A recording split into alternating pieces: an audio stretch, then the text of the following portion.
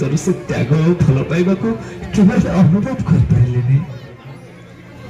ଦୂରରେ ଥାଇ ବି ଶୁଣି ପାରିଲିନି ତୋର ସେ ଫଟା ବିରହ ବେଦନା। ନା ମୁଁ କେବେ ଜାଣିବାକୁ ଚେଷ୍ଟା କଲି, ନା ତୁ କେବେ ଜାଣିବାର ସୁଯୋଗ ଦେଲୁ।